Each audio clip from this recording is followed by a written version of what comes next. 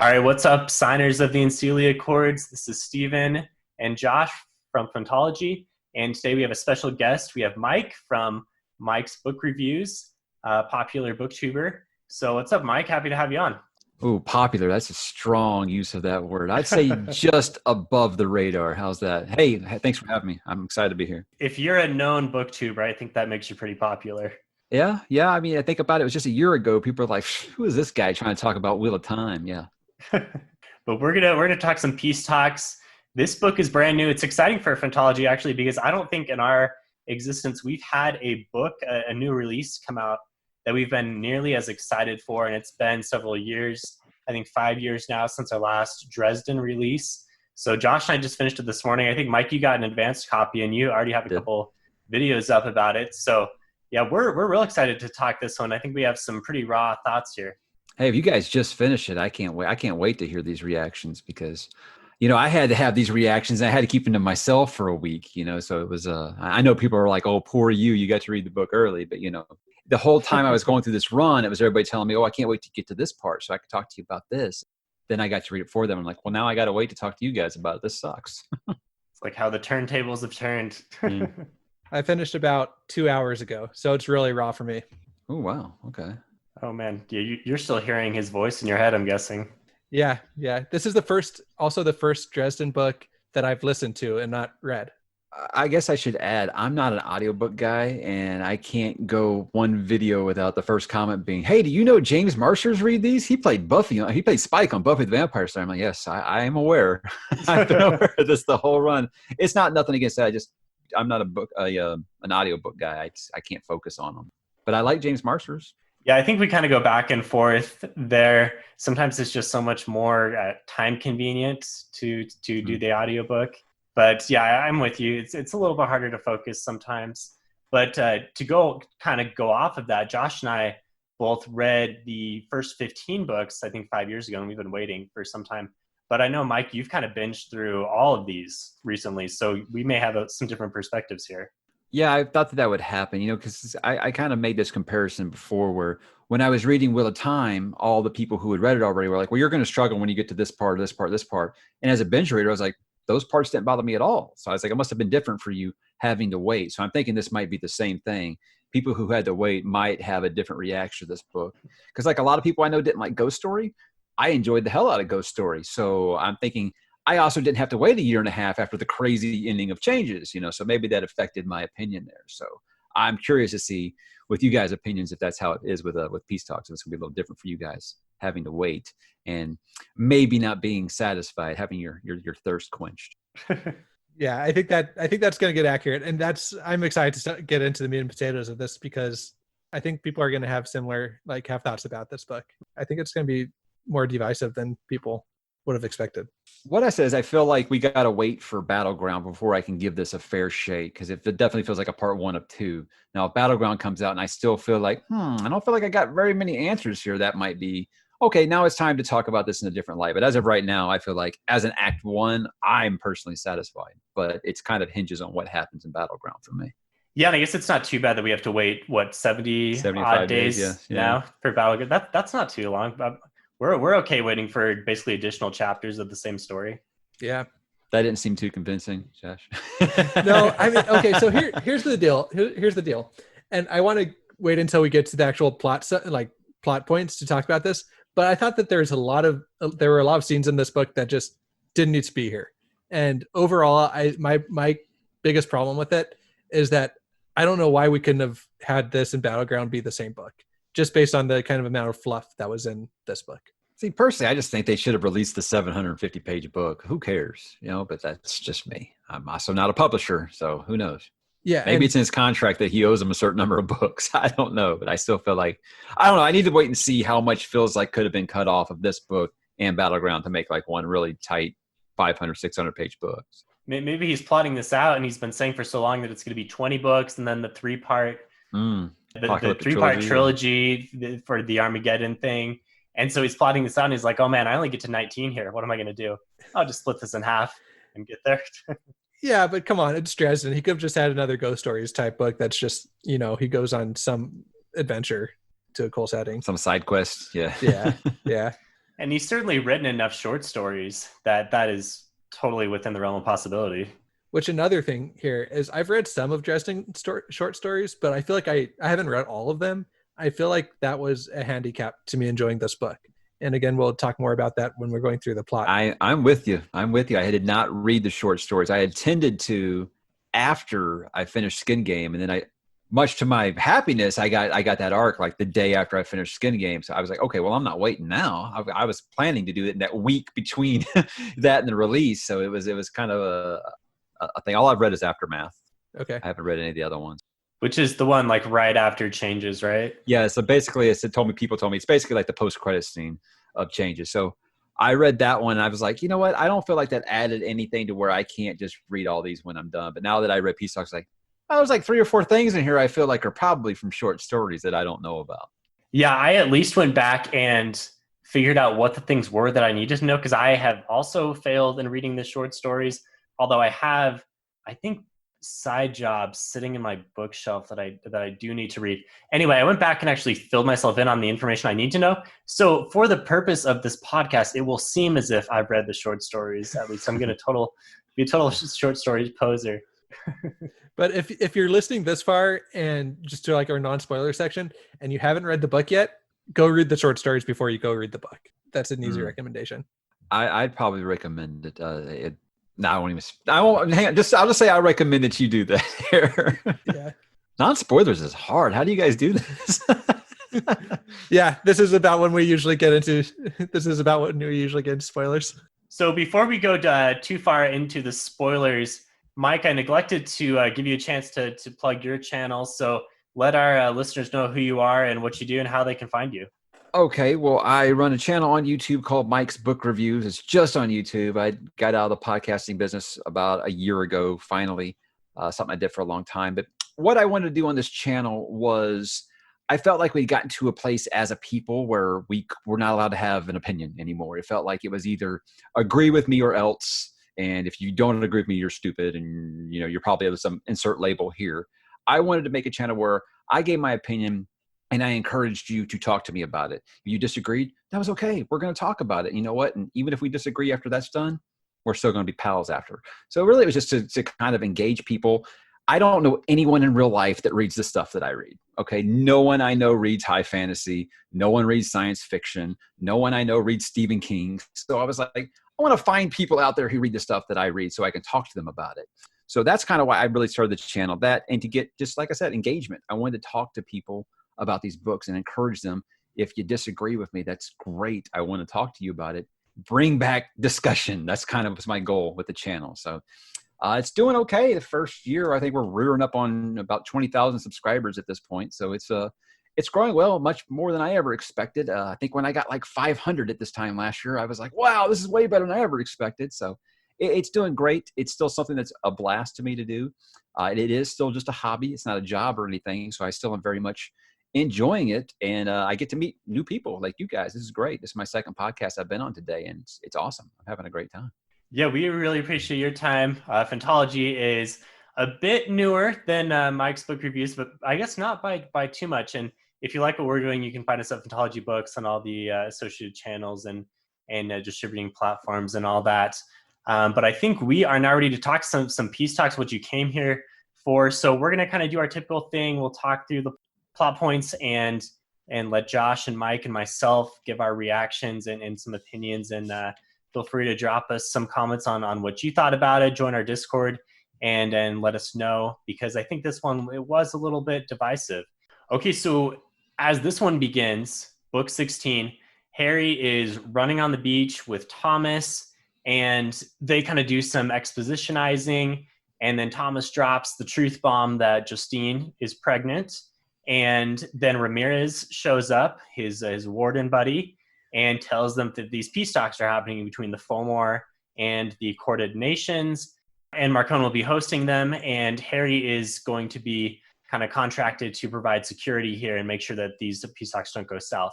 And Ramirez is kind of in this weird condition, and we get a little more of this as we go on, and he doesn't necessarily trust Harry, and it's because in one of the short stories, Molly actually came on to him as the Winter Lady, and beat him up pretty bad. And because of that, he really distrusts Harry, because Harry is now, the Winter Knight, and so it's got kind of the same energy. And so Ramirez, his former friend, is uncertain of how much he can really trust Harry, and this is going to be an issue with him in the White Council going forward. And then Harry goes back to Molly's apartment, which is guarded by the Swartalves, and he has some pancakes with Maggie and Bonea, who is the spirit of intellect that they got out of his head finally in the previous book. So here's kind of how we begin the book. What do you guys think of some of these events? Well, first let's review who the Fomor are, because that was a little bit, they've kind of been smaller characters, smaller players, I think, in the Dresden verse, right? Yeah, so they showed up after changes and the big power vacuum that happened there. After the Red Court, yeah. Yeah, after the Red Court got axed, and so they hopped in. They are traditionally, they kind of reside, under the water, and they have surfaced throughout all these different kind of areas that are near oceans and lakes. And so Chicago is obviously one of them. They're seizing power. They're at somewhat of a standoff with the forces of Chicago, which obviously is where the Dresden verse kind of takes place around. But we do know that this fight is a global fight, that all of our different nations are fighting against the Fomor. So it's somewhat of a standoff right now, but they appear to have the upper hand, maybe a little bit. I don't know, that they're still pretty murky. I didn't think that they were this much of a threat until a little.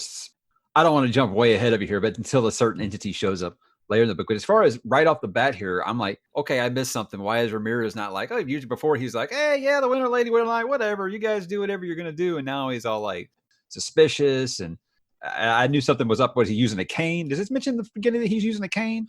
And I was like, well, what happened here? Did I miss something? This was like Deadbeat, I think, when he got like beat up pretty bad. I was like, how long has it been since Deadbeat now? Like 8 years or something. So yeah, I knew something but I had missed something already. So I was already like, damn it, I should have read the short stories. Yeah, very similar for me too. I was wondering if this was, okay, full disclosure, I hadn't read the short stories before reading this book. I'd read some, but not all of them. And so this was something where I was like, is this going to be a mystery that's like cleared up in this book? And no, it just turns out that there's a short story I should have read. There's one other bigger interaction with Ramirez later on where he's really heavily leaning on his cane. I don't remember if he mentions that in this one as well, but I imagine if you have a cane in one scene, you probably do in another scene as well. And Harry asks him what happened and why, and he mentions being in a wheelchair as well. And I think he says something like, oh, I went up against, something that maybe I shouldn't have, or something is a lot of my league, something to that effect. And he doesn't give Harry a straight answer, but he just kind of like glares at him a little bit. And that's your understanding that it was Molly. It wouldn't be a Dresden novel without some poor communication between our characters, Yeah. right? I mean, No all doubt. these problems could be fixed if they just talk to each other. So much so, yes. But the Justine being pregnant thing, I heard some people say they gave him like a changes type shock. And I was like, not for me. Maybe I was just expecting the first paragraph to be something big at this point. That does not seem like a changes level thing. That's No. like okay, Thomas is getting a little bit more character development. That's at least what I read it as. Which is something I wanted, yes. Yeah, right. So it's like, okay, great. Thomas actually has to care about something besides himself and Justine now. So speaking of character development, what do you guys think of the interactions with Maggie when they're making pancakes? I thought this was some really strong writing here. Well, as a dad of young children, I thought it was adorable. I don't have another word for it. Adorable, flipping pancakes. Because I tried to teach my kid to do that, and it ends up on the ceiling, So pretty good. Yeah, and especially recognizing that Maggie and Bonea are like half sisters, kind of, because she's kind of Harry's kid, in a sense, with Lashael. Yeah. Harry with the two kids from two different women. Yep. And so that was fun. I loved it. And I want more of it, honestly. This kind of makes Dresden very human in a way that earlier in the series, him driving around his little, blue Beetle and living in this hole in the wall apartment and all that. Yeah. So it gives you as a reader something to relate to Harry with. Even if you don't have kids, you can still relate to seeing a father interact with his daughters. And so I thought it was really a standout part of this book for me. So some more family stuff when Ebenezer shows up Oh, here we go. and drops him some info. So he tells him the council kind of has him on the outs, which is really not any new information. Harry has literally always been the black sheep of the family when it comes to the other wardens and wizards.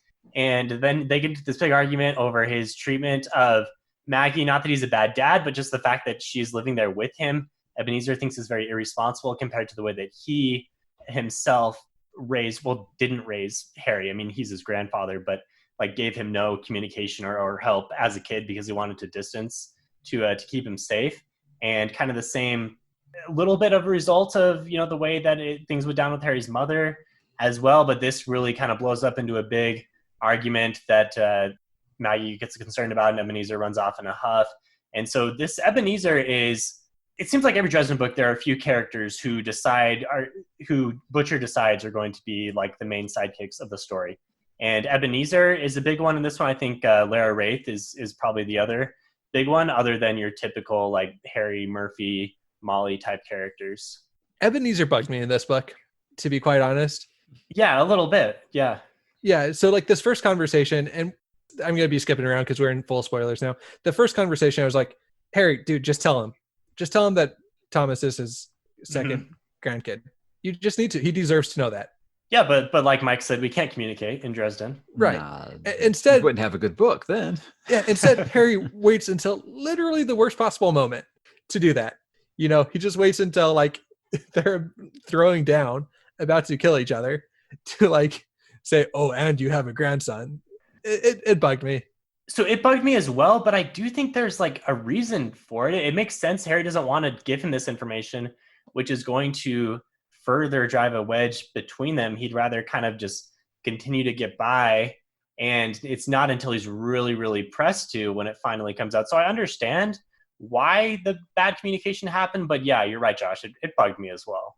This is the second part where I'm wondering, did I miss something? Because I was like, Ebenezer's always, I wouldn't say he's been like calm, cool, and collected, but he's never been like a little teenage hothead like I feel like he is in this book. This dude is 0 to pissed off in like 2 phrases in this book. And I'm like, he's never, is it just me? I was like, I never got that vibe off of him. Other people told me, well, if you listen to the audiobooks, it's kind of always, well, I don't listen to the audiobooks, damn it. I read the page and I don't feel like I've ever gotten that kind of vibe off of him. He's like the type of guy that like, no matter what you say, all of a sudden he's flipping tables. That's what it felt like in this book. The whole time I was like, dude, like every time they were on page together, I was like, who's going to throw the first punch? That's how I felt the whole time. Who's going to throw the first punch? And this is another thing where I hope you guys might be able to clear this up. Part of me was justifying it by saying, like, thinking that Ebenezer knew that his daughter had fallen in line with vampires. Does he blame her death on vampires? Like, does he know that much? I'm sure he blames Lord Wraith. Okay. Yeah. Pretty much he's the one that was involved, but I don't know. It just, I mean, I get it. I don't feel like we've ever gotten this tidbit of information before that. Oh yeah, he just freaking hates vampires to a point of just blindness. Yeah. It seems like that should have been something that came up before. Also, as soon as Harry knew, he's known about him and Thomas for years now.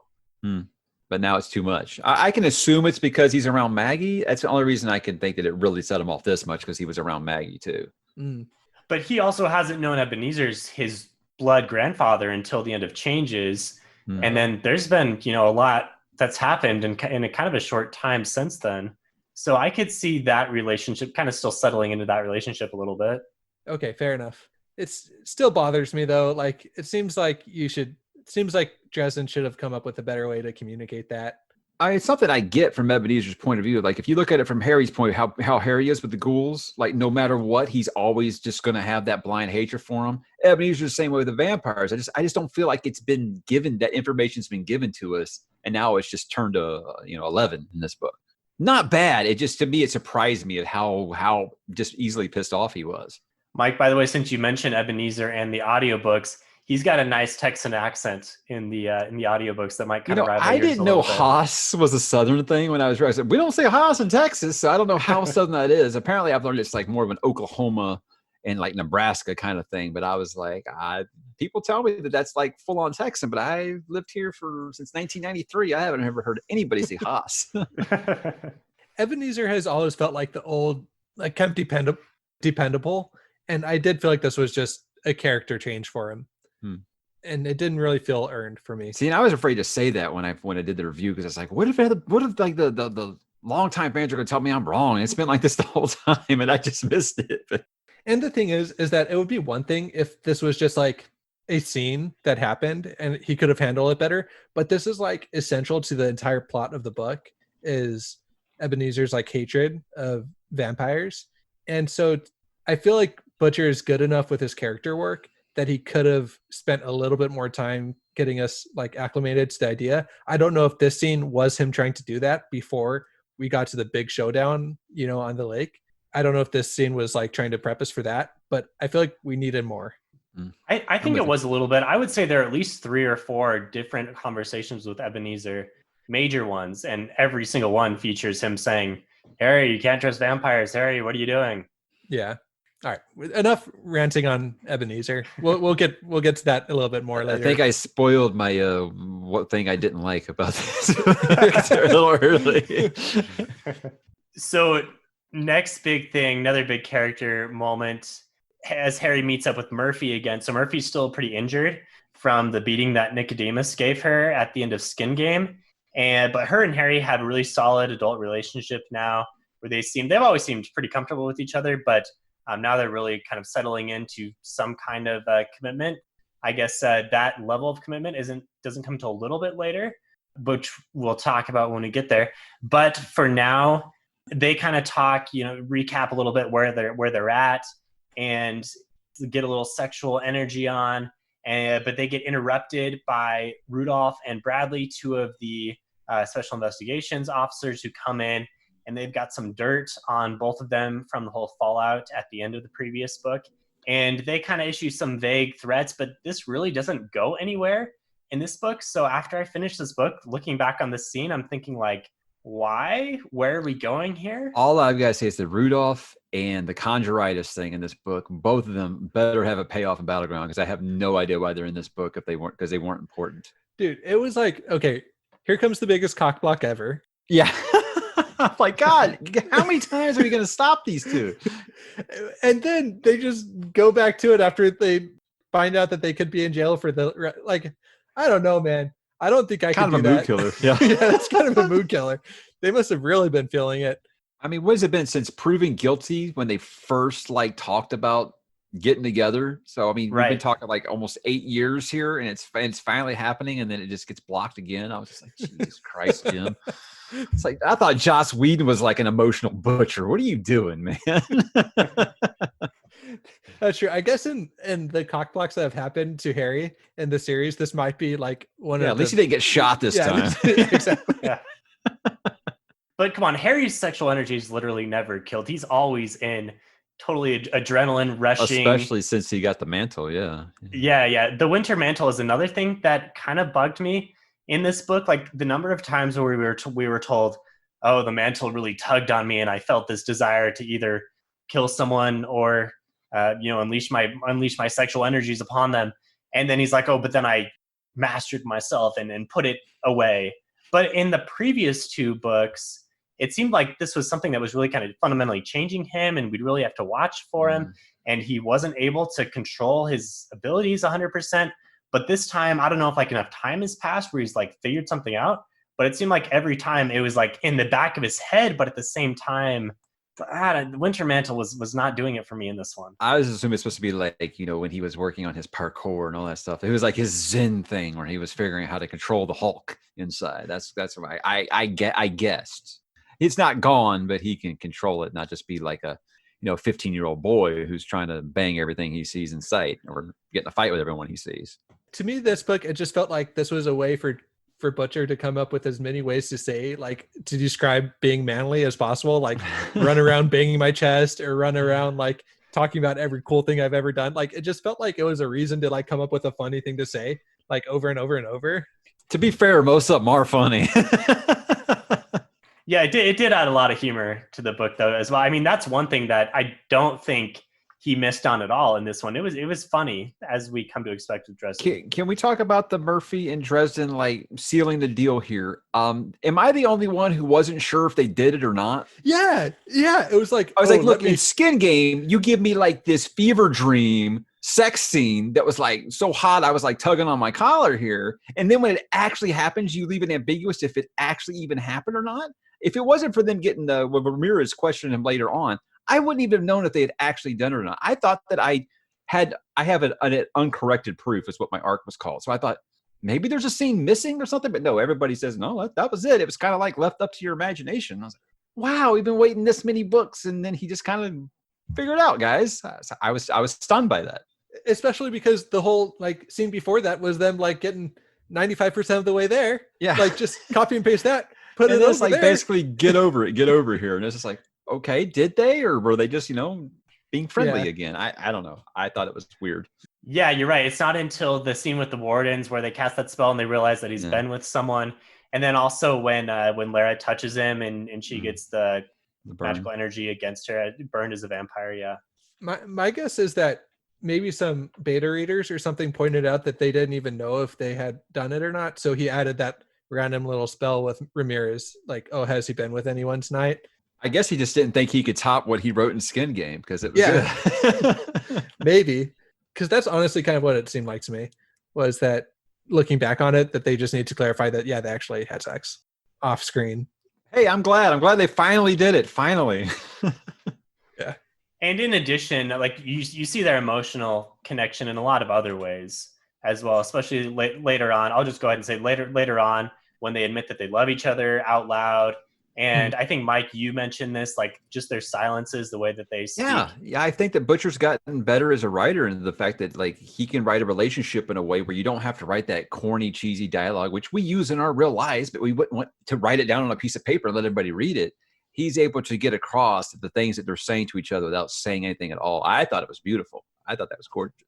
Yeah, for as much as I think in general fantasy books kind of struggle with believable romances, this has gotten to the point where I could see them like spending their life together and they respect each other enough to where they could make that relationship work like for the rest of their lives. As long as they figure out her like mortality part, that would, her short lifespan part, that would be really, really great.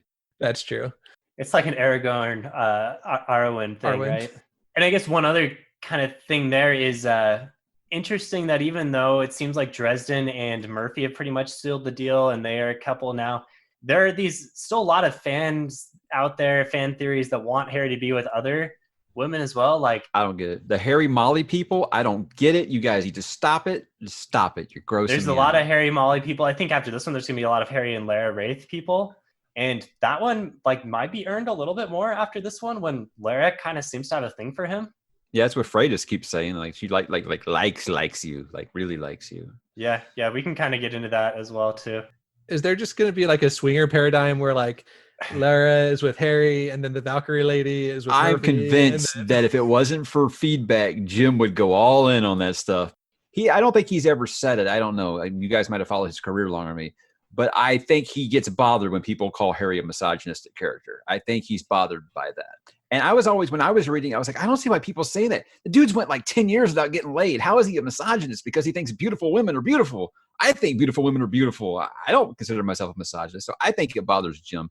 And I think that's why he kind of writes Harry a little more where he thinks these things, but he doesn't actually do anything. If he didn't get that pushback, I think he'd make Harry like James Bond. And if it had a pulse, he'd be like, yeah, why not? That's just my opinion. And we're just getting Harry's like raw thoughts through a first person narrative. So yeah, I think the things that end up on the page make a lot of sense. That's reserved really honestly for what guys think. So honestly, so yeah, I'm with you. My take on this is if that bothers you, I understand why it bothers you, and Dresden Files isn't for you. And it's not bad. Exactly. I read those one-star Goodreads reviews, and I'm like, why are you reading book 6 if this bothers you? Exactly. Like, did somebody just read the first book and then go like rate all the other books 1 star? Yeah, sure. It can be a legitimate concern for you, right? Like, I understand it. I obviously like Dresden Files, and I've read all the books, and it's not a deal breaker by any means for me. So just don't read it if it's something you don't like. There's so many books and you'll never be able to read them all. I always say, don't read something you're not having a good time with. So speaking of Lara Wraith, she's in the backseat of the new Blue Beetle, the Monster Mobile, and she's in the backseat with Mab, Queen of Air and Darkness, the Winter Queen of the Winter Fae, and they are just there to tell Harry that okay, Lara is owed these favors by Mab, and Harry, you have to help her pay up, and so this is going to be part of the plot going forward. And the next thing that happens is the apartment, Molly's apartment, is on fire, and there's kind of this chaos, panic that's going on. And as Harry investigates and tries to save Maggie, he's frantically looking for Maggie, who's in there, right? But he ends up realizing that Eitri, the leader of the Swartovs, was almost assassinated. So someone basically tore through the apartment trying to get to him. And this mysterious person was Thomas, was in fact Thomas Wraith, his brother. Thomas is currently real bad shape. He's been beaten up. And it looks really bad for him because he has violated these accords, these peace talks that literally like every force has agreed to. And it's really strange why he's done this. We have no idea why. We are going to get a theory pretty quickly. But for now, this kind of looks like, okay, we're picking up the plot here, going back to maybe a mystery like we've had in previous Dresden Files. And the mystery is, what is Thomas doing? Maybe who put him up to it, or what were his motivations? So what do you guys kind of think of this way to kind of really get the ball rolling? I just want to know what in the world Thomas was thinking. There had to be something that set him off. Like, it just doesn't seem like his style, right? I mean, he's had people like this before, and he's always seemed to be pretty cool about it. But I mean, unless someone, I don't think that anyone could just say, "Oh, well, I'll get Justine" or something. That's obviously his weak spot. That would get him hot like that. But what did they do to get him to that level? You know, I just don't understand, because the Svartovs seem to not be like that at all. They seem to be like, you silly humans and your, sexual provocativity and all that, or whatever. I forget the words that they actually use, where they find it funny how we are. Yeah, something had to there had to be some serious freaking threats, or someone else has got something on them and said, here's what we want you to do. You got to go try to assassinate this guy. That's all I can think. I have no idea. That's my biggest thing with this whole book. And with the way it ends with Thomas basically being sidelined, and sidelined, and probably not going to be in Battleground, I realize I'm not getting this answer anytime soon. It's annoying because now I have to wait for these books like you guys do, and I don't know what to do.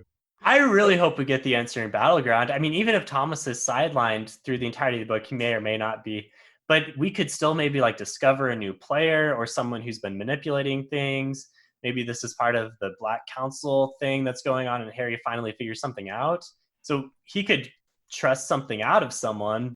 Wasn't it Goodman Gray who said there was like numerous people watching Justine? So, I mean, I got to think that's connected somehow. Yeah. So this is my biggest dislike of this book, this whole Thomas subplot. I felt like it was going to be really good when it happened. I was like, okay, great. We're going to get like a compelling story and mystery about Thomas and the wider conversation of these peace talks going on.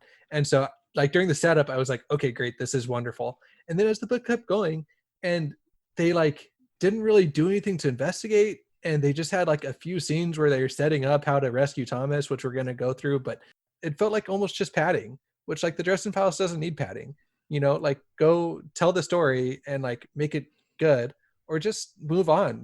This is where I felt like if they could have just cut all of this out, like if the goal was to get Thomas injured and trapped on the island, then like you can do that all like back to back. You can have him get injured, then Harry takes him to the island. You don't need 300 pages of them running around doing random things so that they could rescue Thomas. I also want to say, as a binge reader, this actually kind of annoyed me because I love a jailbreak. I love a heist, things like that. But Skin Game just did that, and it had a way better heist than this one. So I was like, it feels like you're following up a heist with one that's not really. It felt like a sequel. It felt like a big budget movie sequel where it was like, it wasn't as good as the original. Because I thought the heist in Skin Game was awesome. This is like the Ocean's movies. Yeah. Yeah, exactly. What did they even do to rescue Thomas? They like magically kind of manipulated them to get the location of the peace talks moved. And then they had like a hologram of Harry and Matt having sex. And then they like went through a tunnel and there's Thomas, and let's put him in the car and off you go. Like, come on. It wasn't compelling to me. This didn't ruin the book for me, but I just felt like if we're going to have this subplot, have it be good, and like maybe he's figuring out why Thomas did it as well, and we get that answer. But just to spend so many pages on this thing that's not well done irked me. Agreed. Harry and Lara, just to correct you there briefly, were the hologram. But Harry and Lara. And it seems like there's so much room for a better plot here, because we literally have like every single player from the previous book showing up here at these peace talks. there are so many simmering Yeah, tensions I had no idea who that could River be brought Shoulders out was. here. Yeah, and people we don't even know yet are coming in. Like, all of these guys have different beefs with each other. So many different ways this book could have gone. And like, Harry could have been investigating, sure. Thomas could have been involved, sure. But bring in these other people and make it exciting and fun and like really build the tension with everyone else. But it seems like everyone else is just kind of like standing back and watching as Harry does this minor thing, and then the big thing with the Fomor happens at the end. Yeah. And I'm sorry, but dude, you're not getting Thomas out. Like, he had like what, some potion that he drank that like made him I think it's the one invisible? he used in Full Moon. I mean, like, I know that's probably a long time ago for you guys, but it wasn't that long ago for me. The one he used in Full Moon to be able to walk to the police station where they basically just, you're not interesting, so they don't even look at you. Right. But when you have like literal dragons in the room and like, like, come on. And like, I know that it did say like it had that throwy scene where he looked at him and. Well, Odin and the dragon, they stared each other down. So Yeah. was it Pharaohvax? Is that his name? Pharaohvax? Yeah. Pharaohvax, uh-huh. It just seemed like you just like put the bare, like literally the bare minimum of work to like make this plot happen. See, now it's not. Now you guys are trying to make it sound like I hated the book. No, that's when you put these things feelings under the magnifying glass, you nitpick them. But there are certain things that I've come to expect from this series, and I feel like I want to wait for that second half of the book before I judge it. But as a standalone, I'm feeling like there's some things here that just don't feel like they add up the same way the Dresden Files book usually does. Okay, that's great, because in my mind, I'm like, it's been 5 years since I've read a Dresden book. I've read a lot more fantasy in that 5 years. You know, I had like read fantasy before I read Dresden, but like I've gotten way deeper into fantasy since I read Dresden. So I'm like, did I just build Dresden up as better than it was? And now that I've read all this other fantasy, it's disappointing to me because like I have higher standards now. With me, is I talk about that my influence for liking this show is I loved Buffy the Vampire Slayer, I loved Angel, I love Supernatural, and I love John Constantine, Hellblazer. To me, that is the four things that make up the Dresden Files, right?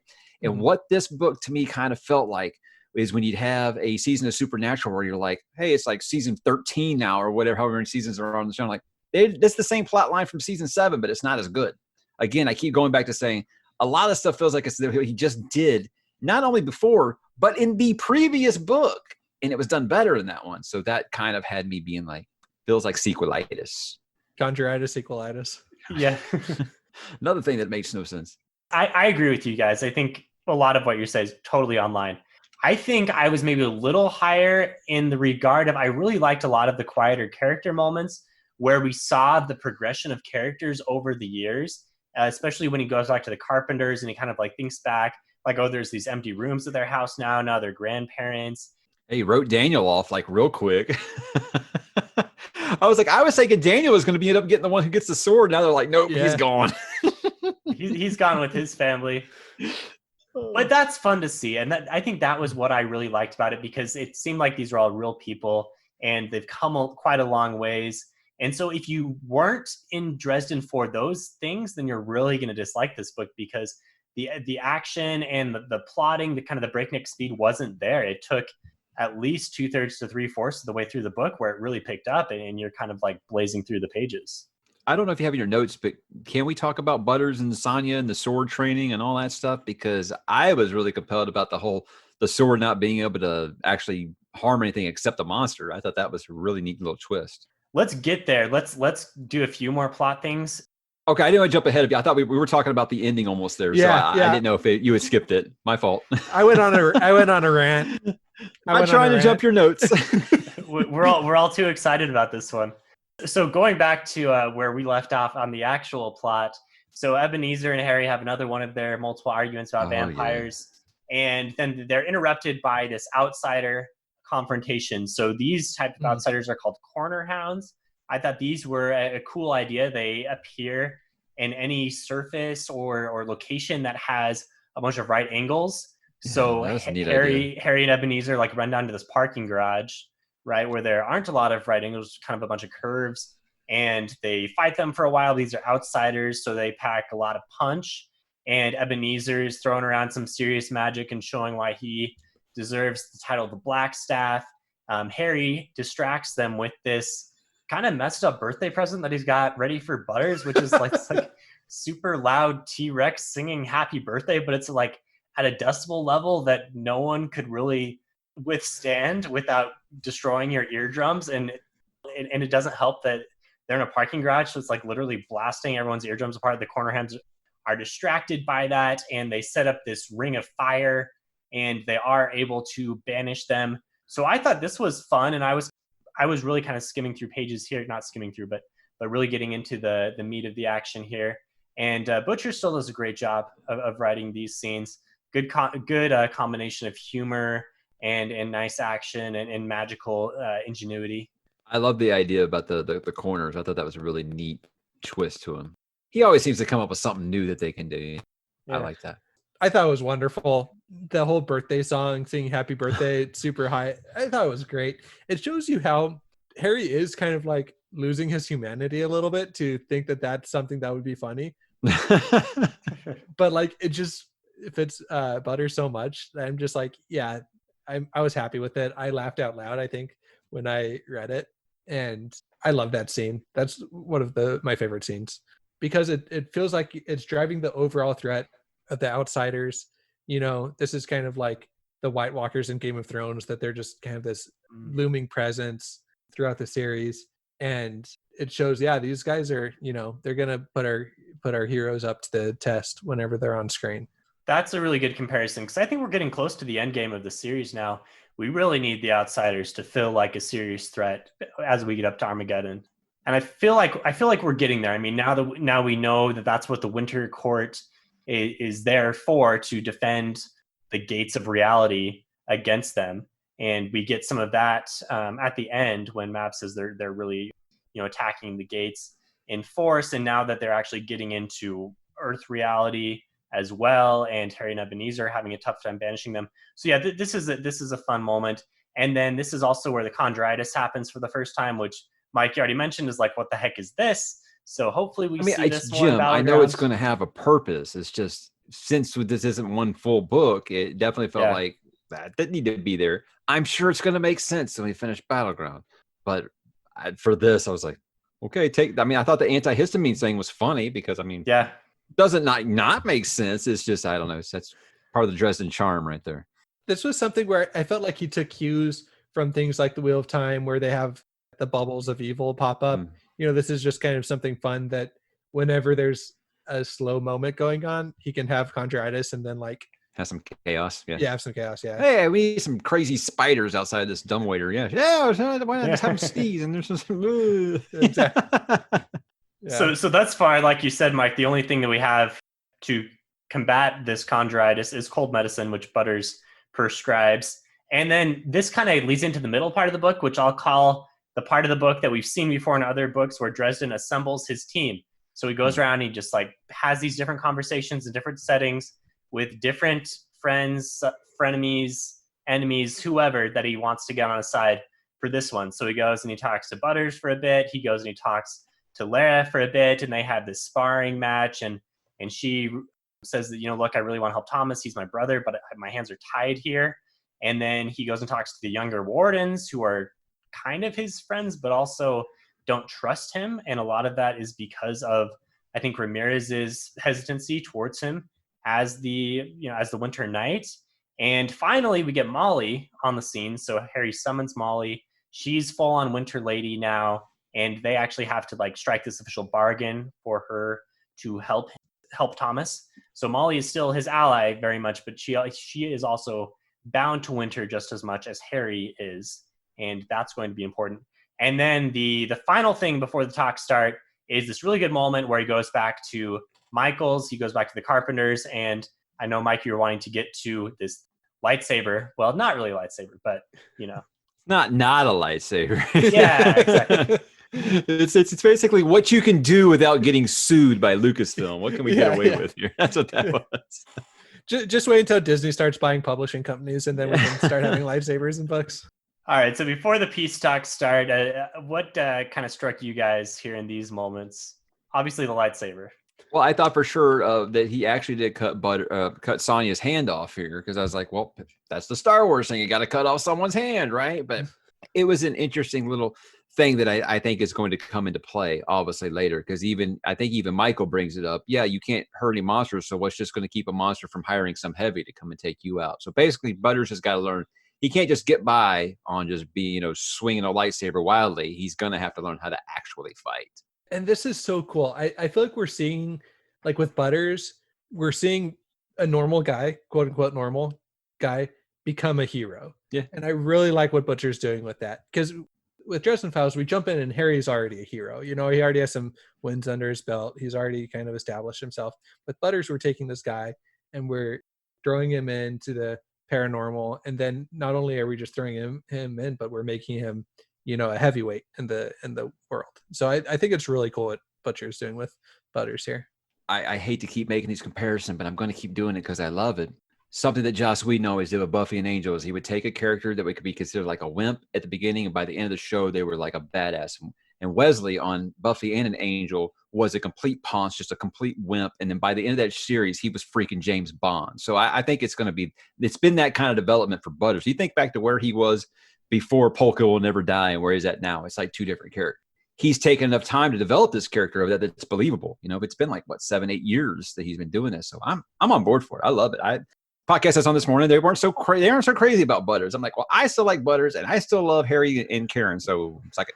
Yeah. I love Butters. I also love how Butters is just like in a little, non-monogamous relationship. Yeah. But but that's something else that goes to show like, okay, here's this guy who starts off as being just a normal guy, but he's developing into this guy that's like so much more than that. Mm-hmm. And not that like, I think everybody should be in a non-monogamous relationship or anything like that, but it just shows that he's comfortable enough in himself to like do what he wants with whom he wants. I thought it was cool. It was a nice little awkward moment, but fun character development for him. I think he was like, okay, well, I've got an agnostic Night of the Cross. How do I up that on another Night of the Cross? Let's see here. Yeah, well, it was fun for me. I mean, it was one of those times I'm like, oh, okay. All right, Butters, you got it.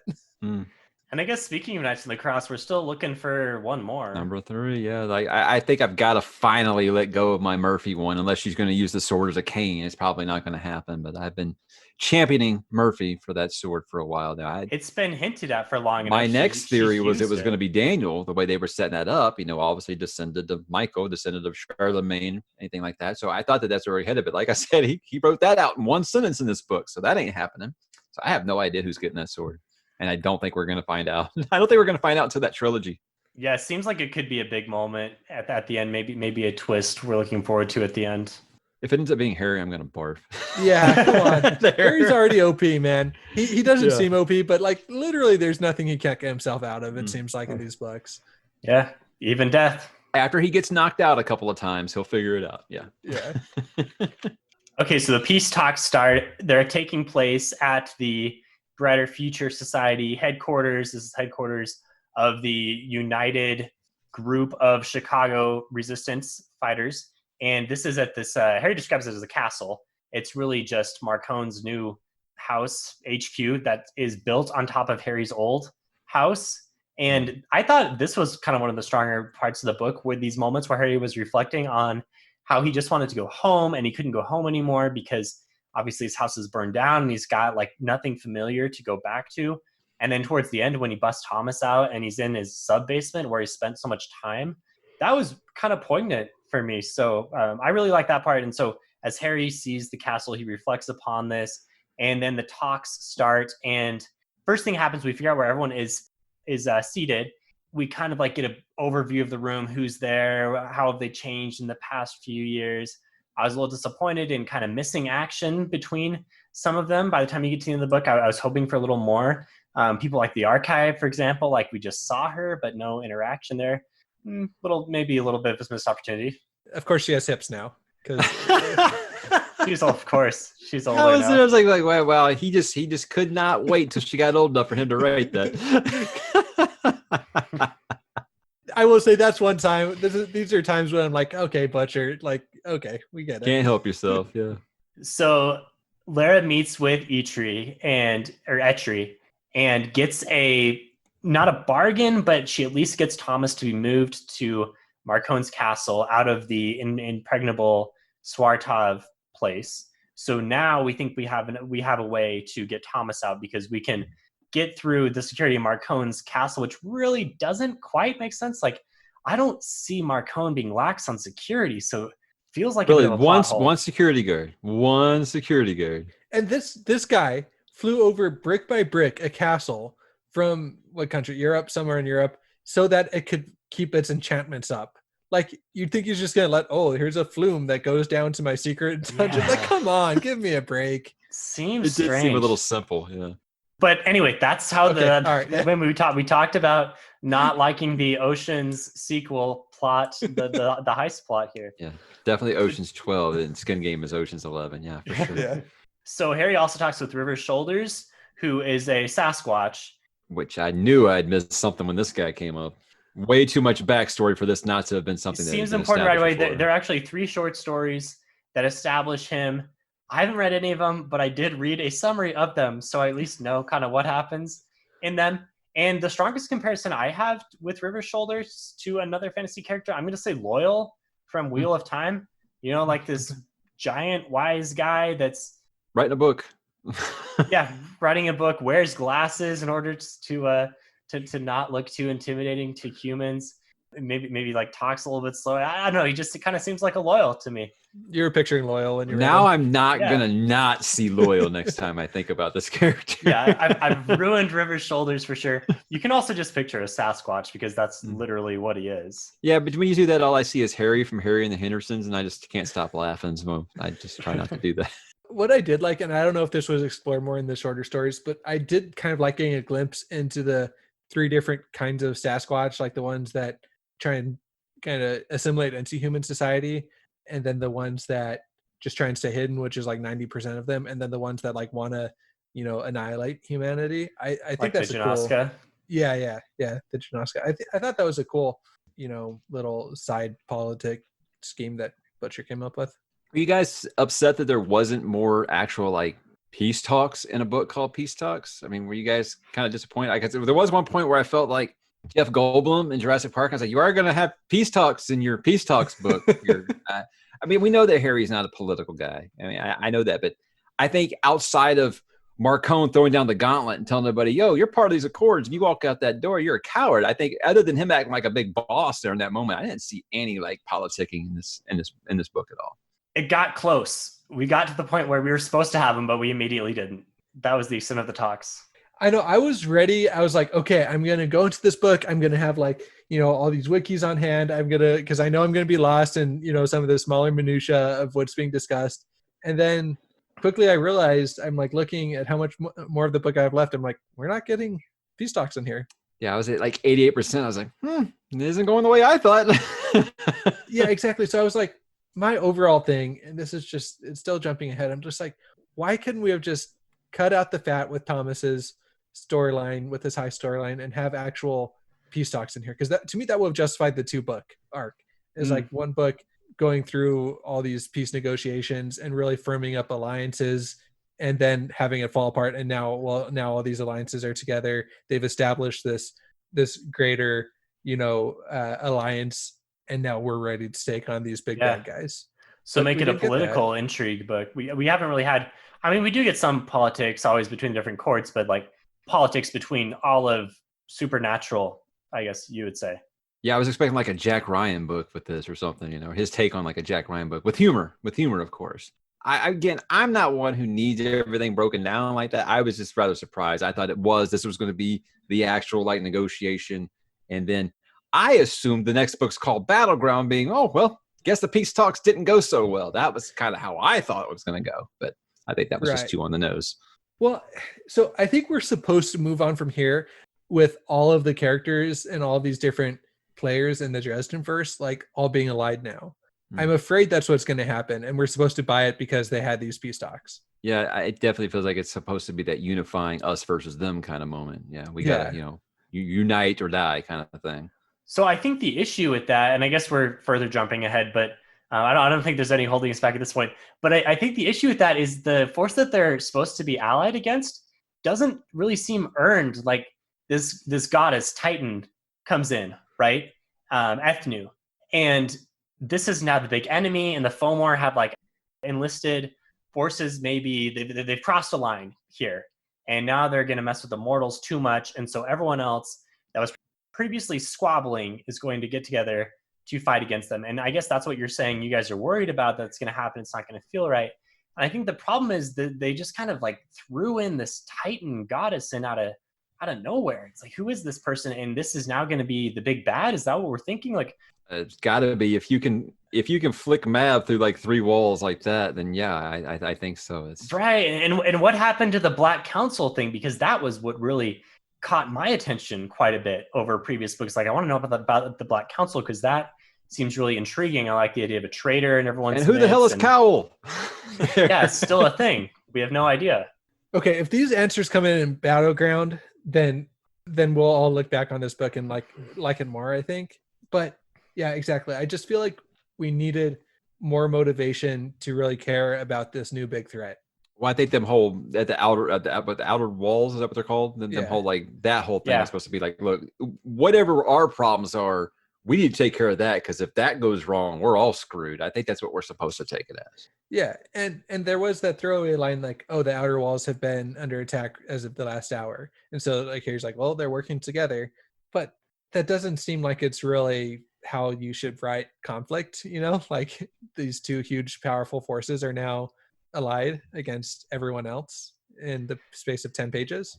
Yeah, so I guess we hope that really figures itself out in Battleground and makes sense and seems a little more earned than it did towards the end of this one, at least. Should we talk about the whole Starborn thing? Because we finally got some answers for that in this book. I liked that. That's been kind of a lurking mystery for a while. Maybe you guys can explain it to me, because I'm not going to lie and say like I completely understood what was going on here with the whole Starborn thing. The problem with binge reading these and not having the break is I didn't have all the time to theorize, and think about all the speculation and crazy theories like I've done with Song of Ice and Fire since the year 2001. Bastard. So these are some of the things I wasn't even thinking about, like Starborn. And I do feel like the Starborn thing in this is like, it does feel like it's like 2 sentences and then it's never touched on again, right? He just kind of like mentions it. Ebenezer just kind of mentions it to Adam. Yeah, he mentions it after they fight the Corner Hounds. I think it comes up one more time towards the end. He's talking with someone about this. I don't remember who it is. But what exactly does this mean? I mean, it also, I've heard people saying that Elaine must also be Starborn too. And I'm like, why? Yeah, what am I missing? I think she has to be, right? Because weren't they born at the same time? Or, okay, I might butcher this as well, because honestly, I haven't thought about this a ton going into it. So if we're making mistakes, let us know on Discord or drop us a comment or whatever. But from my reading of the book, my understanding is if you're Starborn, you have some power over outsiders, which Harry has in this book. And he has had with He Who Walks Behind in previous books. And what it just means that like you're born every 666 years leading up to a big apocalyptical event. And so that is coming. We know that's coming. So Harry's role as the Starborn is going to be crucial in fighting against the outsiders at the time. I don't really know. Seems kind of like this prophesied hero type of thing is coming up. Okay, because I was like, man, I totally missed something here, because is it been said that him and Elaine were born at the same birthday? Did they have the same birthday? Has it said that before? We might have to wiki that. But I know I've heard that Elaine must be a Starborn. So I feel like that's confirmed. But I can't give you I just figured this was just from me reading too fast, because I was like, I feel like I missed something there. And then the fact that we do get that answer, and like I said, it's like 2 sentences and then we don't hear about it again. Yeah. Isn't that kind of a big deal? Okay, yeah. Another rant time for me. One, I've always liked the idea of Harry not just being a chosen one, like that. Okay, here's this hero, like he's coming up and he's being earned, like he's earning all of this, right, himself through hard work and kind of slugging it out on the streets of Chicago. That always appealed to me. Now I'm fine with chosen one tropes, and I think that Butcher can do it well. So that kind of bugged me, but I'm also kind of okay with it. But then throwing in the fact that now he can just kind of do whatever he wants with these powers.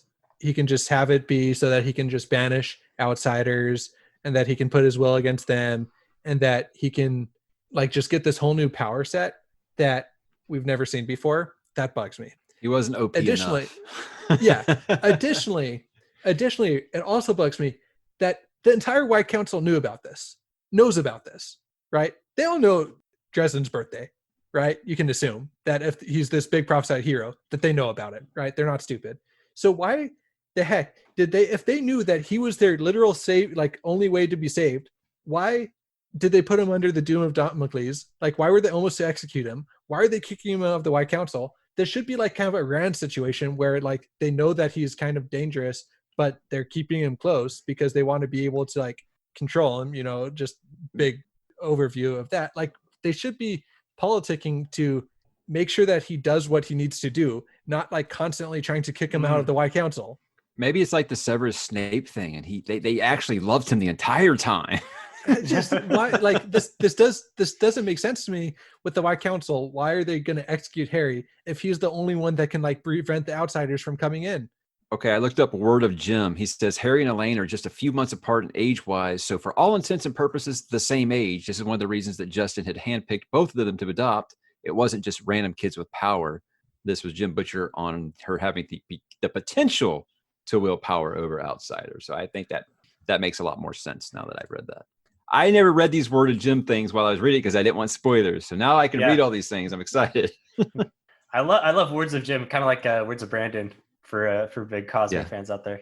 But why isn't Elaine more of a character then? If we're thinking that she's almost certainly a star when she's only in 2-3 books. I said that in my Peace Talks wish list is I hope I'm not going to get massacred for this, but I was like, I'm indifferent on Elaine. I've never cared. It's not that I dislike her. I just don't have any opinion at all because I feel like it's when you have a buddy that you made in high school and you say you got to be really good friends, and he talks about this girl that he dated before you even knew each other, and it's like, I mean, you care because that's your friend.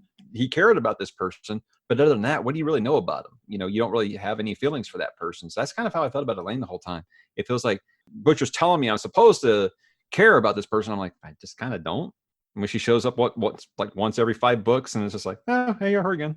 Yeah. It does seem like an unnecessary character, honestly. Unless he's planning on having her come in and be the second, key to defeating the outsiders, is Harry has to get her. I don't think he'd have her keep coming up if she was just kind of going to be a throwaway character. So he doesn't seem like he does anything just for the heck of it. That's why I'm saying, okay, give the Conjuritis thing a break. It's going to make sense. If Justin, and I'm sure that there's theories abounding in this, but maybe Justin was the one that was actually trying to defeat the outsiders, and that's why he was like trying to break them, like teach them dark magic, which was really magic. Actually, a good guy. Yeah. Well, I mean, maybe the outsiders were on, maybe Justice was on the outsider side, and Elaine is going to be like the ace that the outsiders have up their sleeve to be able to, to take on Dresden. Yeah, it's been hinted at for a while that someone's going to betray Dresden. Could be Elaine. Even in this book, I have a note down saying like it was very ominous when Ebenezer was like, looks like they're going to do it the old-fashioned way and have someone stab you in the back. Mm-hmm. That's foreshadowing. Like someone's going to stab Dresden. Oh, yeah. You want to talk about foreshadowing? Wait till we get to Demon Reach and what the conversation that him and Murphy have. All right. Yeah. I want you to remind me about that when we get there. Let's see. We left off at the peace talks, but we kind of talked through this. Harry and Murphy had the good conversation where they say that they love each other. We talked about their relationship.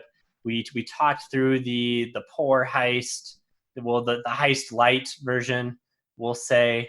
We talked Ethnu coming in with the Fomor. And so the peace talks have fallen apart. Ethnu blasts off this EMP. She kicks Mab through like 3 walls.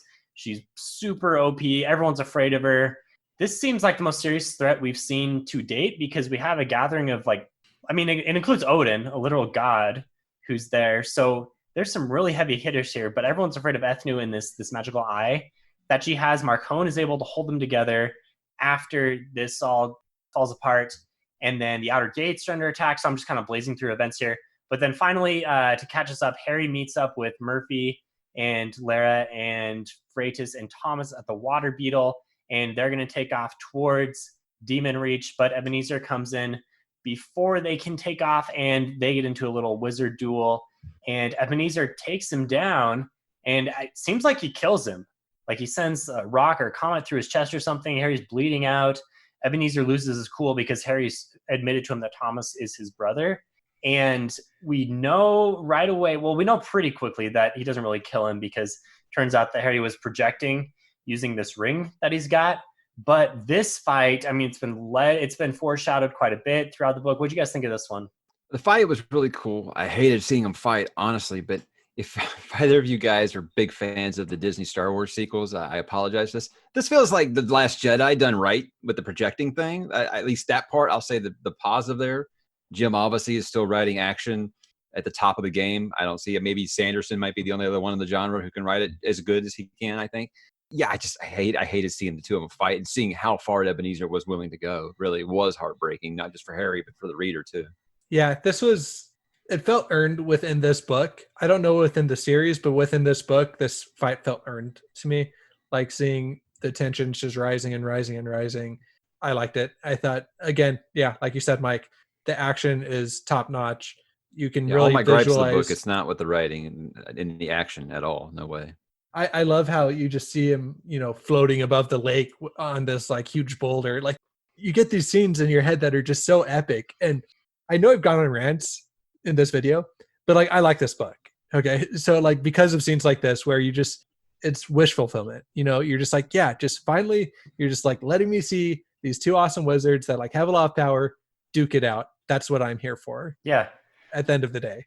I would say every Dresden book for me, I can think back to the book and I have like one or two visuals that come to mind, like, oh, that was the T-Rex one, or oh, that was the heist one, or oh, that's the one with the they fight in Chichen Itza, etc. And this moment and probably the parking garage moment were the two that stood out to me. Maybe a little bit with Demon Reach when he's fighting with Lara and Freitas. Yeah, but all the Demon Reach scenes just kind of blend together in my mind. It's just kind of like, okay, now Harry's at this dark, dreary island. Well, I really like how he controlled the island and make the trees move around and stuff and fight for him. Made me think of the Ents. Yeah. I always like Tolkien, sorry. But so does Butcher. So they head off to Demon Reach. Harry recovers, and Ebenezer, kind of stays there to deal with maybe whatever emotions are sweeping over him at the time. Murphy makes Harry promise to talk to Ebenezer once emotions have cooled a bit. He does agree to do that. So I'm guessing we'll have some kind of conversation in Battleground. Hopefully they can work something out. I mean, we want these guys to get on the same side and communicate effectively. We haven't seen it ever. I want to think they could, but who knows? With this new page that Ebenezer's turned over where he's just pissed at the world, I'm not so sure. So Harry goes and he imprisons Thomas in Demon Reach. This, I guess, has been his contingency plan all along. It's a bad deal for Thomas because he has to feel the pains that he's inflicted on others for eternity for as long as he's there. And Harry isn't exactly sure if he's going to be able to get him out, or if he is, how he's going to be able to cure his issue going on here. So it's a bad situation, but it's like the only thing that he can do, I guess. So I think I read that differently than you, Stephen. I think that he had to feel all the things that he's inflicted upon others, like when he got in there, and then while he's in there, he's just like in stasis. Like, I don't think he's continually feeling that. I could have read that wrong. Well, I hope that's the case. Maybe I'll go back and check that. Either way, still has like kind of this atonement type setting where he has to like experience all of this. Yeah. I think that's going to be really, it must be so interesting for Thomas to feel this because it's in his nature. He has to do it to survive, to like put other people through, pain. And so I really like how how Butcher makes you like demonsterizes monsters. It's like, these are predators that like need to live. And also monsterizes regular people. Like Marcone is just as much as a monster as anyone else, but he's just a regular dude with no powers. Yeah. Dude, he was a boss in this book. I don't even care what anybody says. That dude was just getting up in ghouls' faces and being like, "You a pussy if you leave." And I was like, dude, Marcone is he's got the biggest balls in the room. I've always loved Marcone, so yeah. No, and don't get me wrong, I love Marcone as well, but I don't think there's any fighting against the fact that he himself is a monster and a mobster. And oh, sure, definitely, he's Kingpin. He's definitely Kingpin. Yeah, yeah, the only mortal ever sign the Accords. So Thomas is imprisoned. Lara freaks out because she's seen this happen. She charges against Harry. They have kind of this quick fight. Harry takes down her and Freitas. Murphy kind of helps with the nice moment where she just pulls a grenade pin. Dude, she pulls a grenade out of her pocket. Heck yes. I'm always packing a grenade when I go out on a boat. Why not? Dude, that was so awesome. Stephen, can I just step back to one thing you said? Okay, so another thing that kind of bugged me about this was the Accords in general. Like in my mind, they've always been like here's these eternal accords, I guess you could say, like they've always been around. And I know that's obviously wrong and was wrong in my head canon, but like it felt like these accords were just kind of untouchable and like they kind of govern like are the underlying magical rules for the Dresden verse. But I think that was just wrong in my head canon, but that's just kind of how they've been portrayed to me throughout the series. Whereas in this book, they just felt like, oh yeah, they've been accords that have been around for the last, X amount of years, but they're not They really kind that of say foundational. like, yeah, we signed the Accords, but the Accords are really Mab, and so we just saw Mab got destroyed, so we don't need to follow the Accords anymore. Yeah, we only Right. signed the Accords because we were scared of Mab. Yeah. Which is like Yeah. realistic, but I don't feel like that's been how the Accords have been treated up until now. Yeah, anyway, super cool scene at Demon Reach. That was some awesome action. Again, just more climactic scenes with Harry being again OP, but now he's really in his prime on the I think Harry island. does make one big tactical mistake in this fight. So he grabs Freitas, the Valkyrie, and throws her off of the island, but the island is where he has the power. He throws the enemy towards Murphy, who is, not nearly at 100%. So, like, he's endangering Murphy. Why doesn't he just hold Freitas in the same way that he's holding Lara? Yeah, why doesn't he just hold her in the tree that is throwing her? Yeah. Dang it, Well, I Steven, talked this about the is foreshadowing with Murphy where she makes him promise none of that macho bullshit where you make me stay on the island and you go fight anything. And he's like, I agreed, even though I knew it could end up being her death. I'm like, foreshadowing much? So, yeah, I think I know what's happening in Battleground. Yeah, it would really be heartbreaking if Murphy was to die. I think It's the Joss Whedon way. You get these kids together, and one of them either dies or turns evil. It's got to happen. She's got to die or turn evil. One or the other. I mean, he already sacrificed Susan. I mean, they weren't as close as him and Murphy, but that would be That means rough. it'll hurt more. I mean, Jim doesn't not seem like the type of guy who would get power off of our tears, right? I mean, so I just felt like super foreshadowing to me, that conversation right there. So to get ready for Battleground, Harry takes a couple magical items from Yes. Alfred. I love how he calls Alfred. Alfred's like the demon reach. I thought that was just going to be like a one-off thing. I didn't know that was like permanently it now. So that's great.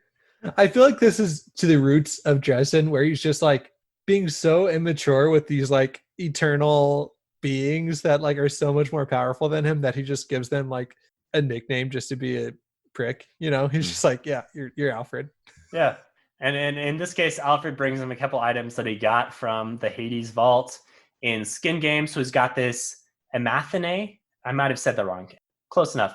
And this is like this magic ritual knife that will hopefully imprison Ethnu. I don't think it's any secret that this is Harry's initial plan.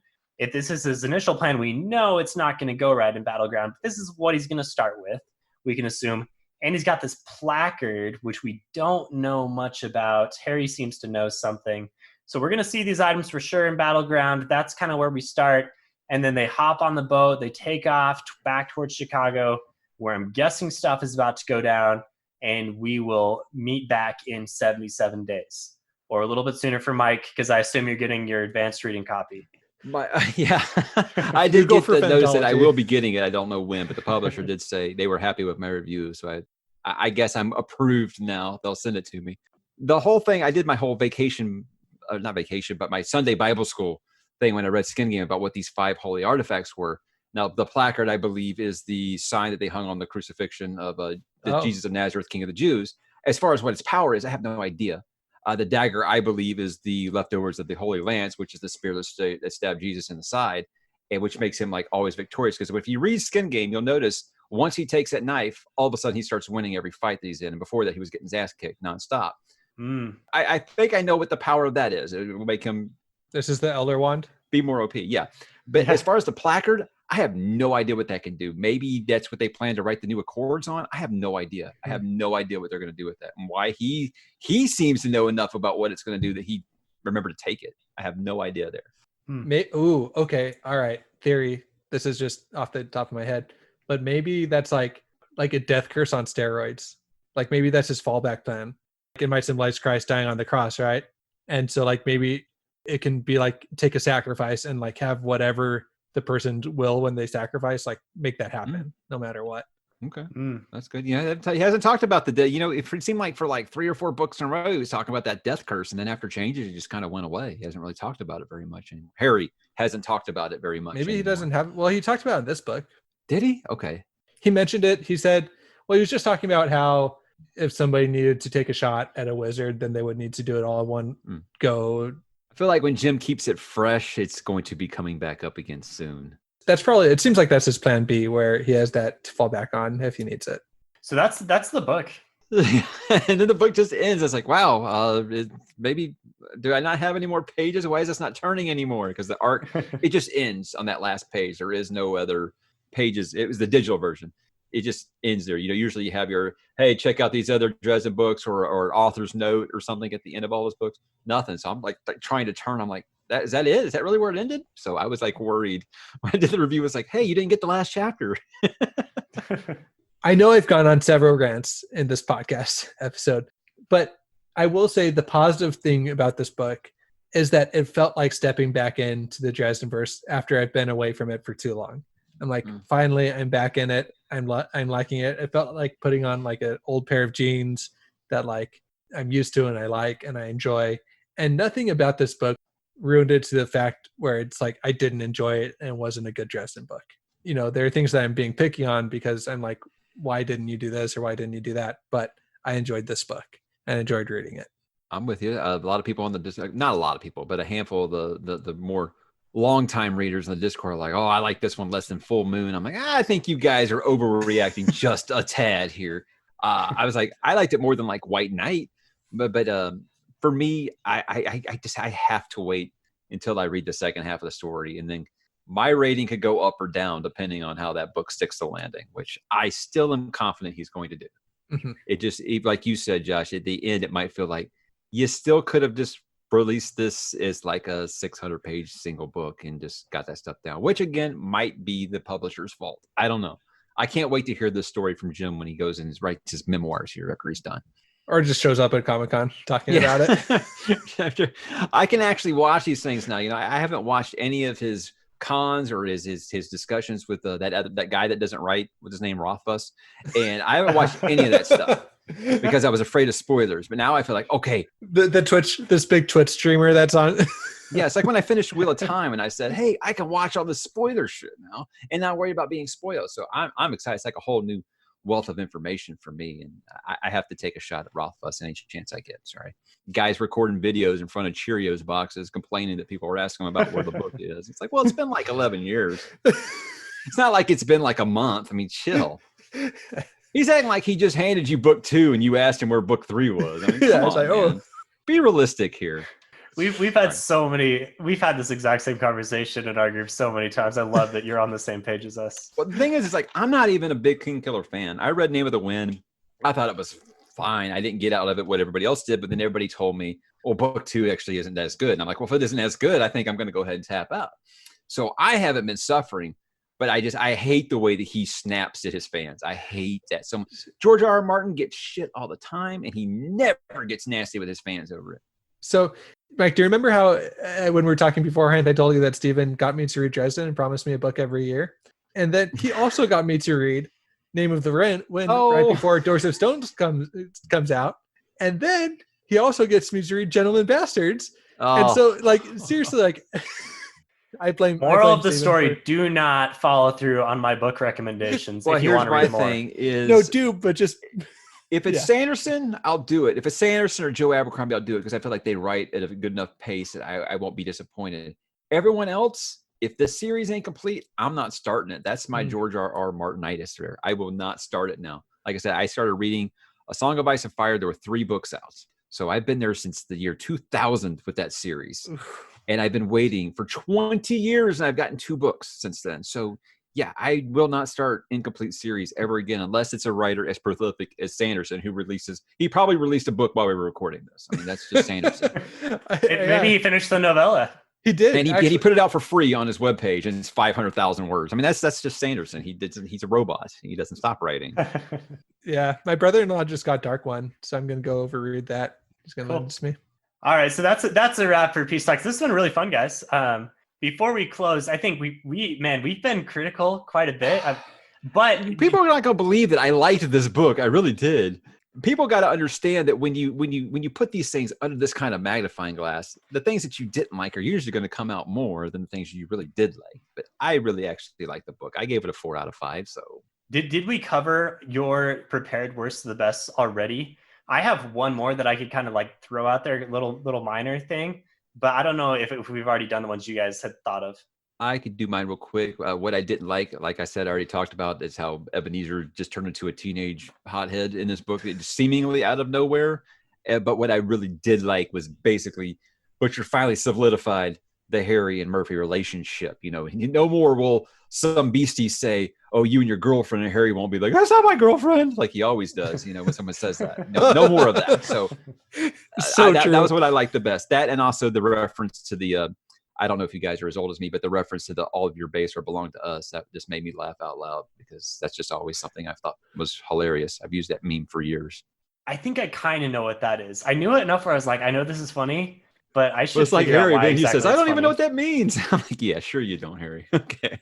Or Stars and Stones. He's like, "You don't even know what that word means." He's like, "Oh, I would if you would have told me." Yeah. Things like that. The dialogue, I think, is still obviously as great as it always is. The pop culture references are always on point. There's even a Buffy one in this one. So, of course, I've heard I don't know if this is true or not, but I've heard Butcher only puts those in there to make James Marsters say them because he was on Buffy. I think that's hilarious. It's true. Before I start saying positive things, I want to say my worst of the best, because I want to get one more negative thing in before I start gushing on the book. But I'm generally not a fan of like fake deaths. Like, I think that what happened in Changes, like, that's an earned fake death, like where he dies, like actually has consequences from dying, and then like finds a way to come back to life. Like, that's earned. I'm fine with those kind of fake deaths. When it's like a fake death, like what happens here, where it's like, oh, he's dead for like half a page, then that bugs me. I get that it happened so that Ebenezer could see how far he was actually willing to go, and that maybe he could actually see that he was out of control and needed to give it a check. But like, fake deaths just to serve like a plot device bug me. So that was my worst of the best. Here's this, probably my favorite scene was this duel between Ebenezer and Harry, but the fact that he like died for half a page bugged me. I was like, really? You're killing Harry again, Jim? That's so 4 books ago. What are you doing? Yeah. It was like the same thing when Chewie died in the last Star Wars movie for like 20 minutes. That bugged me too. We both made Rise of Skywalker. We both made Disney Star Wars sequel references to that scene. So I think maybe this is where Jim's head was at. Yeah. I'm trying to frantically think of one, but I don't think I can come with one. Did I take yours, Steven? No. I mean a Star Wars reference. A Star Wars reference? No, my worst of the best, and I think I mentioned this, was I really liked Harry's reflection on home. The fact that he didn't have a home anymore. He talked about, wanting someplace to go where he felt safe, and he's got some places that are kind of like it, but he doesn't have it. And he goes back to his old sub basement, and it's kind of this poignant moment. And there are a lot of moments in the Dresden Files that have kind of hit hard for me. Just some like inner reflections that Harry has, and I think it's really strong. And even though, I mean, Dresden is totally, it's more of like on the Pulp Fiction side a little bit, more of kind of a fun romp through Chicago with magic and wizards stuff. But there's a lot of pretty nice, strong stuff here as well. And so I thought this home thing was as well. It was the worst because I wanted Harry to get some satisfaction out of this, but it didn't get tied up at all. Like, I wanted him to maybe feel more at home at Demon Reach somehow. I don't know. Or just like realize that home was wherever his friends were. Some like nice or just go back to that. Going back to Molly's, like when he went to Molly's apartment, or not Molly's, Murphy's apartment, and being like, okay, this kind of feels like home. Yeah. So that didn't happen. I'm hoping we get that in future books. I hope that Butcher doesn't just use this home idea in this book only, and it becomes something that pops up in future books as well. Because I really like the idea. Seems really human. Well, maybe after Murphy dies in Battleground, Harry will move into her place, and it'll be like home to him. Oh, that would be devastating. And that would get a Mike, come on, man. Just like we're trying to end on a positive note here. That mental armor now, because I know it's coming. We can't get a happy ending with these two. There's no way. All right, Mike, this has been awesome, and thank you so much for coming on. I think we've enjoyed the book. We do want to put that out there. Like, we tend to get overly critical, but like you were saying, when you put it under a microscope, that's just kind of what happens. I think overall we're like generally positive. We love the Dresden universe, and it was fun getting back into it, especially after so long. Really looking forward to Battleground. So I'm looking forward to getting your thoughts right away as soon as you read it, because you'll read it before we will. I won't tell anybody spoilers. Obviously, I'm trying not to betray the trust of the publishers there. But if you guys want you to like a good thumbs up or a good thumbs down, I've got no problem telling you that part. But yeah, anytime you guys want me on, man, I'd love to. If you run a booktube channel and it's just you talking, you just cannot wait to actually speak to people and have a back and forth for a change. So that's what I miss the most about podcasting, is talking to other people. So anytime you guys want to talk about something, please give me a call. I would love to chat up anything. Like I said, we pretty much seems like we read the same things, Sanderson, Abercrombie. I think you guys are doing Abercrombie now, aren't you? I love Abercrombie. Yeah.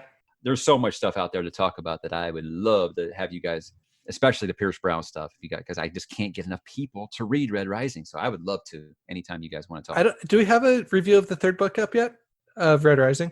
Yeah, we have the first trilogy out, but haven't got into the next trilogy yet. We are going through Joe Abercrombie. I just finished Red Country, so I need to read. I'm actually going to read the short stories this time. So I'm going to read Sharp Ends, and then I've heard A Little Hatred is awesome, and then looking forward to Trouble with Peace in September. We're really getting spoiled at the end of this year. There are a lot of good books.